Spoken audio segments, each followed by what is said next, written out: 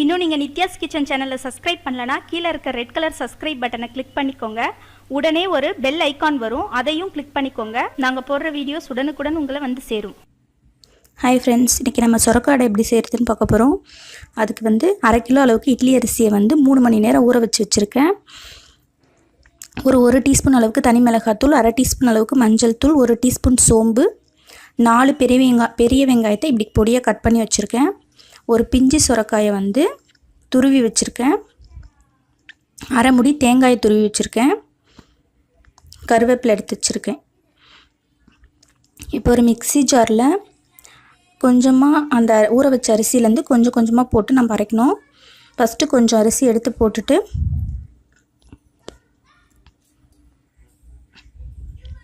அதில் வந்து 1 டீஸ்பூன் அளவுக்கு தனி மிளகாத்தூள் எடுத்து வச்சுருந்துருக்கோம் இல்லைங்களா, அதை வந்து ஆட் பண்ணிக்கோங்க.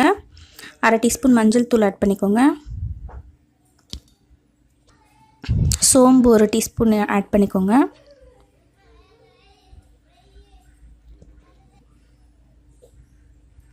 அந்த ரெசிபிக்கு தேவையான அளவு உப்பு சேர்த்துக்கோங்க. உப்பு ஃபஸ்ட்டு கொஞ்சம் கம்மியாகவே போட்டுக்கோங்க. தேவைப்பட்டால் நம்ம கடைசியில் சால்ட் ஆட் பண்ணிக்கலாம்.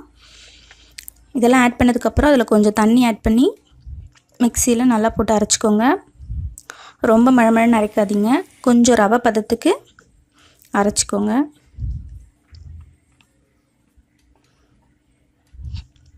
இந்த பதத்துக்கு இருந்தால் போதும். இதை ஒரு பாத்திரத்தில் மாற்றிட்டு மீதி இருக்க அரிசியையும் போட்டு இந்த பதத்துலேயே அரைச்சி அது கூட சேர்த்துக்கோங்க.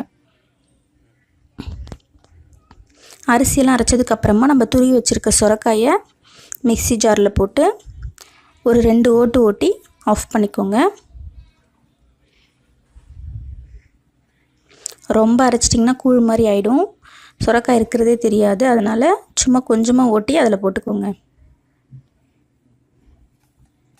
நல்லா பிஞ்சு சொரக்காயாக இருந்தால் தாங்க ரொம்ப டேஸ்ட்டாக இருக்கும். 1/2 கிலோ அரிசிக்கு ஒரு சொரக்காய் போட்டிங்கன்னா போதும். சொரக்காய் அரைச்சதுக்கப்புறமா நம்ம கட் பண்ணி வச்சுருக்க வெங்காயத்தையும் மிக்ஸி ஜாரில் போட்டுக்கணும்.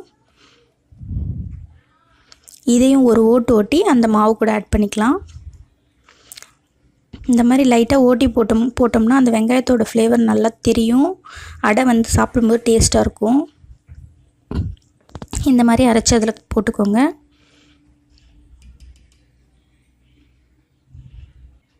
இந்த மாவு வந்து நம்ம அடை தோசைக்கெல்லாம் மாவு அரைப்போம் இல்லைங்களா, அந்த பதத்தில் இருக்கணும்.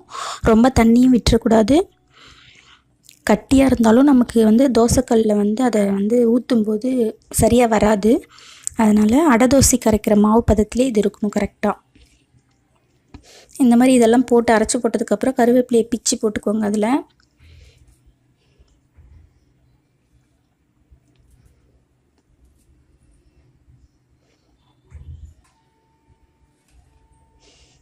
நம்ம 1/2 முடி அளவுக்கு தேங்காயை வந்து துருவி வச்சுருந்தோம் இல்லைங்களா, அதை வந்து அது கூட சேர்த்துக்கோங்க. இதெல்லாம் சேர்த்ததுக்கப்புறம் நல்லா அந்த மாவை மிக்ஸ் பண்ணி விட்டுருங்க.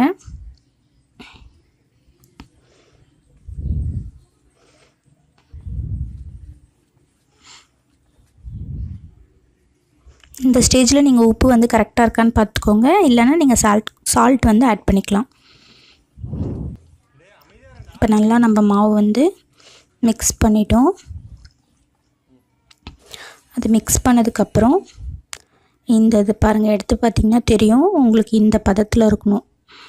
அப்போ தான் அதை வந்து தோசைக்கல்லில் ஊற்றும்போது கரெக்டாக வரும். இந்த மாதிரி மிக்ஸ் பண்ணி வச்சுட்டு தோசைக்கல்லை நல்லா ஹீட் பண்ணிக்கோங்க. அதில் வந்து இந்த மாதிரி ஆயில் அப்ளை பண்ணிவிட்டு ஒரு ஒயிட் துணியில் வந்து அந்த ஆயிலை வந்து நல்லா தொடச்சி எடுத்துருங்க. ஆயில் அப்ளை பண்ணாமல் இருந்தாலும் ஒட்டிடும், அடை வராது. நிறைய இருந்தாலும் நம்ம வந்து அந்த அடையை தட்டும்போது ஒட்டிட்டு வரும், கரெக்டாக வராது. அதனால் இந்த மாதிரி ஆயில் அப்ளை பண்ணதுக்கப்புறம் ஒரு துணியை வச்சு தொடச்சிட்டு நீங்கள் வந்து அந்த கரண்டிலேயே வந்து எவ்வளோ வேணுமோ, எவ்வளோ பெருசாக அடை நீங்கள் தட்ட போகிறீங்களோ அந்தளவுக்கு மாவு எடுத்து வச்சுக்கோங்க. வச்சுட்டு இந்த மாதிரி கையிலேயே நீங்கள் தள்ளி விட்டிங்கனாலே சிம்மில் வச்சிடணும். தட்டும்போது அந்த மாவு போடும்போதே சிம்மில் வச்சுட்டு அதுக்கப்புறம் இந்த மாதிரி நீங்கள் கையில் தேய்ச்சி விட்டிங்கனாலே கரெக்டாக வரும். சுடல் அதை சிம்மில் வைக்கிறதால நம்ம கையில் வந்து அந்த ஹீட் படாது. அதனால நல்லா மெல்லிசாகவே தேய்ச்சி விடலாம்.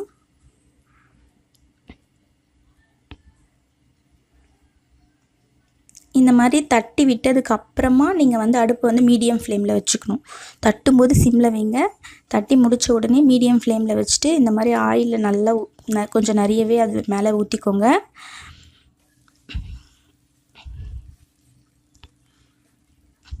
ரெண்டு பக்கமும் செவக்கிற அளவுக்கு இதை திருப்பி போட்டு வேக விடணும். மீடியம் ஃப்ளேம்லேயே தான் வேக விடணும்.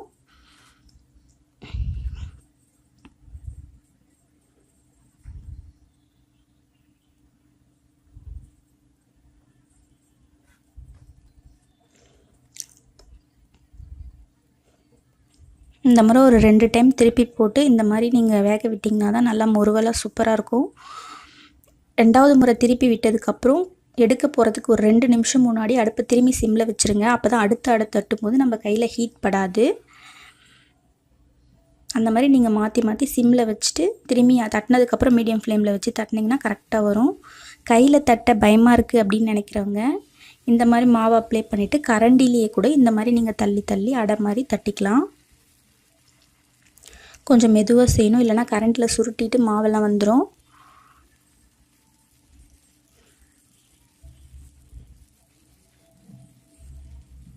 இந்த மாதிரி மெதுவாக வந்து நம்ம தேய்ச்சி விட்டோம்னா கரெக்டாக ஒரே ஈவனாக இருக்குங்க அடை.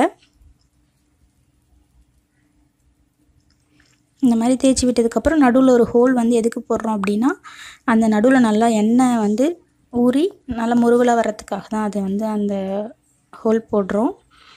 போட்டு அந்த இடத்துல ஆயில் விடும்போது கொஞ்சம் முறுவலாக வரும் எல்லாம் வெந்து.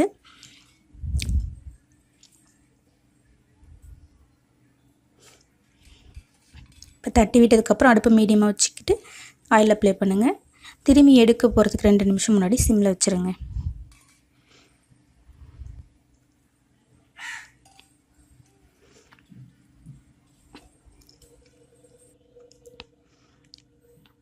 இப்போ நமக்கு டேஸ்டியான சுரைக்காய் அடை வந்து ரெடி ஆகிடுச்சிங்க.